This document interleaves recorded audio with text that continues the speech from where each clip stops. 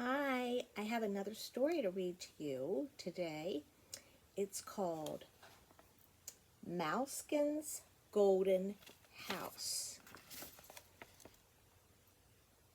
And I have maybe what would be Mousekin's house up here.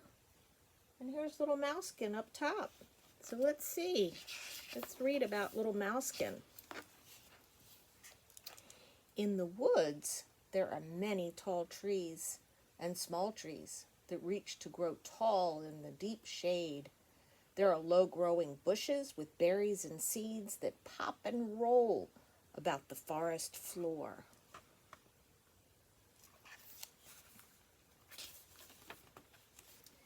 Beneath them all are tiny paths that only mice can see. One moonlit night, Mousekin followed just such a path to one of his homes in the chestnut log.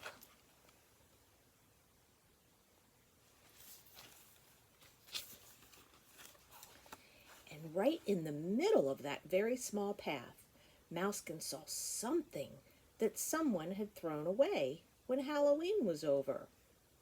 He hid behind a log. Perhaps it was dangerous.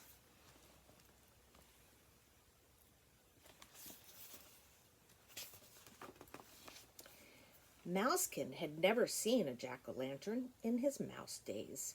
He wiggled his nose furiously at the strange pumpkin smell. He was so excited that he drummed his tiny paw on the hollow log. Mousekin was so interested in the jack-o'-lantern that he did not watch for danger with his bright shoe-button eyes, nor did he turn his large ears to the breeze to listen for the sound of wings. For owls and hawks and other creatures who wait to catch a white-foot mouse.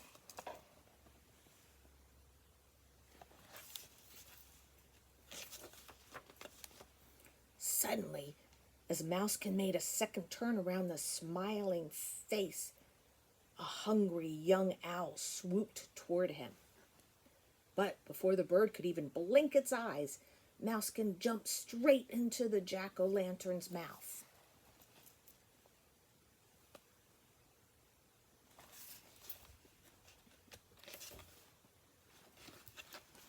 Once inside, he looked about. He was in a beautiful golden room, just the right size for a little mouse. From one of the top windows of his new room, Mousekin could see the owl sulking in an evergreen tree. The first rays of the morning sun showed in the sky behind the owl. Night was over, and it was time for Mousekin to go to sleep.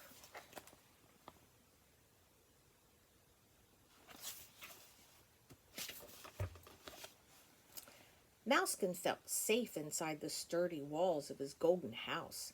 He did not awaken until evening when the katydids began to argue. Katy did. Katy didn't.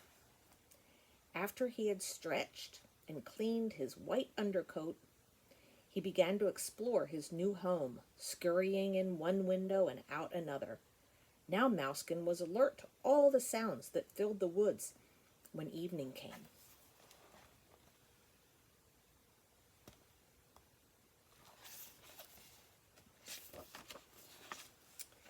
He heard a rustle in the bayberry bush and a soft step on the dry autumn leaves.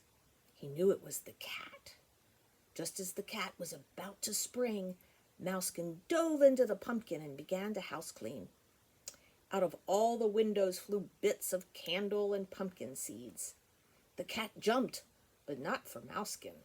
He jumped straight up and then ran as fast as he could to get away from the big round face with the terrible teeth. The cat would never take that path through the woods again.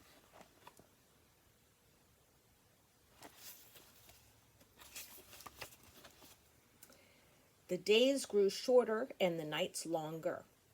Mousekin worked each night to fill his house with things to keep him warm and comfortable in his new home. He split grasses with his razor-sharp teeth and wove the long, slender threads around and around. He made many trips through the woods to find soft things to line his nest. Little feathers dropped by a bird in flight, thistledown and milkweed that grew in the clearing. While Mousekin was busy gnawing and nibbling and doing all the things that mice do, he still found time to watch the animals that passed by his golden house. One very chilly evening, a box turtle plodded by. He never looked up or down, but moved like a toy being pulled to the pond at the edge of the wood, to some tangled tree root beneath the ground, where he would sleep away the winter months.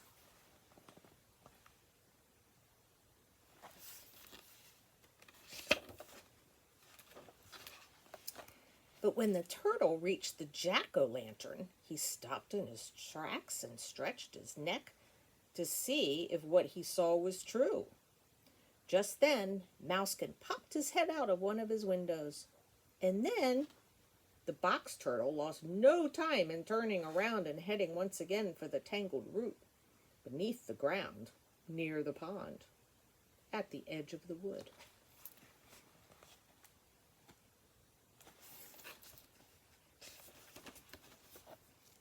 Most of the birds had gone to warmer lands. Only the phoebe was left in the thistle. The wind blew hard now, scooping up piles of leaves and scattering them about like hundreds of bright-winged birds.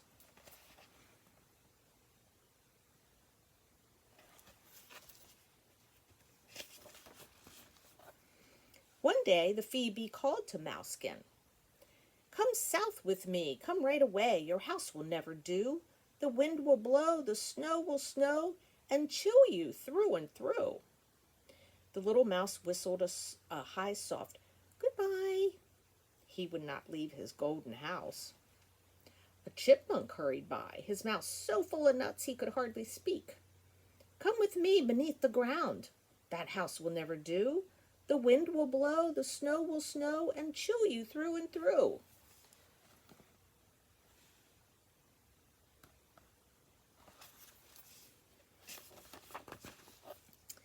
Mousekin scrambled up his golden house and slipped through a tiny opening at the top. He slid down the feathery stairway to the warm, soft lining below.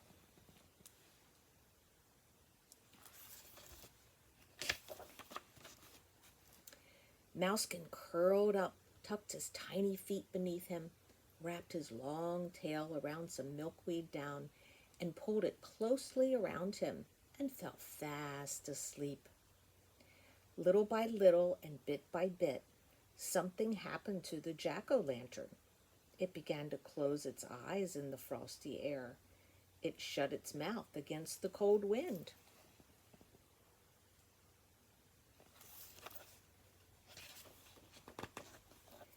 The next day, the gray sky opened and great white flakes fell upon the sleeping pumpkin. Inside, Mousekin was curled up into a tiny fur ball. He was safe and warm and fast asleep in his golden house. That was a great little story, and I forgot to mention who wrote this story. The story and the pictures are by Edna Miller. Did you all like that? How about you, little Mousekin? Say goodbye. Bye.